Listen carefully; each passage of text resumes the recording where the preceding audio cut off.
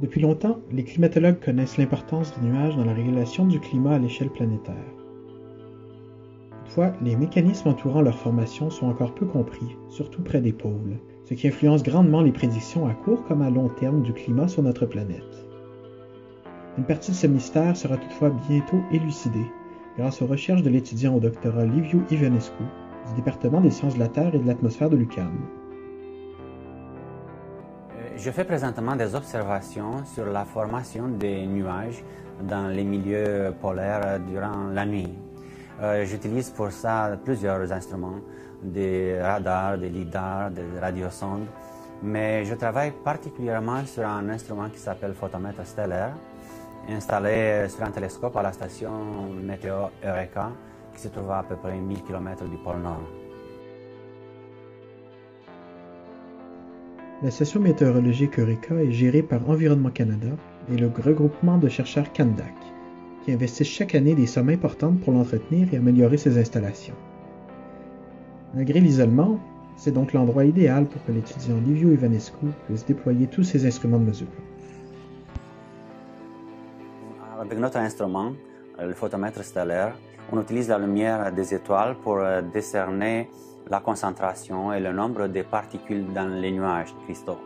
On essaie ainsi de déterminer le taux de croissance des cristaux en fonction des conditions atmosphériques spécifiques et l'origine des aérosols.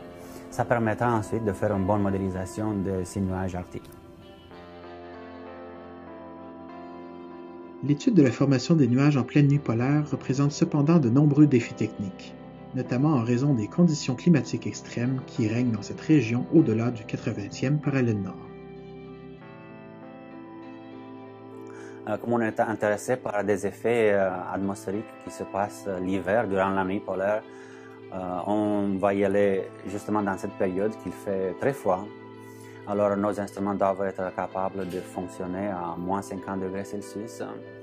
La télécommunication pose aussi un défi parce que les satellites de télécommunication, on les voit tout près de l'horizon. C'est assez difficile de contrôler les instruments à distance et aussi d'avoir les données en temps réel. Ironiquement, la région d'Eureka est cependant considérée comme une des régions les plus chaudes du Haut-Arctique canadien pendant l'été. Un élément qui a des conséquences importantes sur la biodiversité de la région. En réalité, l'Arctique est un désert, mais Eureka particulièrement est connu en tant que le jardin du Nord, même comme une sorte d'oasis dans le désert arctique. Ceci est dû au fait qu'il y a beaucoup de montagnes autour de Eureka, ça forme une cavité qui ne laisse pas beaucoup bouger l'air. Ça fait des hivers très froids, moins 50 degrés, et des étés plus chauds, même plus 10, plus 15. Ça donne la chance de dégeler le pergélisol suffisamment pour faire pousser l'herbe. Cette herbe ensuite est la base à toute une chaîne alimentaire de toutes sortes d'animaux sauvages, des rongeurs, des lapins et aussi des carnivores, des loups, des renards. Parmi les herbivores qui existent là, c'est aussi un grand animal qui est le bœuf musqué.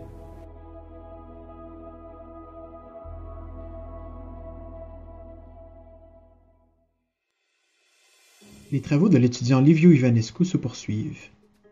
Ils ont toutefois déjà permis de faire des découvertes importantes concernant la formation des nuages arctiques.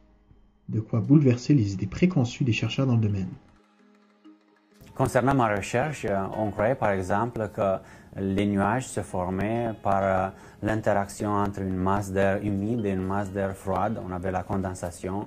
On s'attendait donc qu'il y aurait une zone de formation de nuages en avant du nuage. Mais finalement, on s'est rendu compte que la formation des nuages est surtout au sommet de ces nuages-là, surtout dans le cas des nuages arctiques. On ne sait pas encore pourquoi, et ça prendrait probablement plusieurs thèses de doctorat pour mieux comprendre ces phénomènes nordiques de l'atmosphère. Le but ultime de ma recherche est de retrouver ces éléments dans la modélisation. À l'UQAM, c'est particulier parce qu'on a un bon programme de sciences de l'atmosphère, mais aussi ça donne une bonne formation en modélisation. Alors tous ces deux éléments-là nous permettent de mieux performer, que notre recherche trouve une bonne finalisation.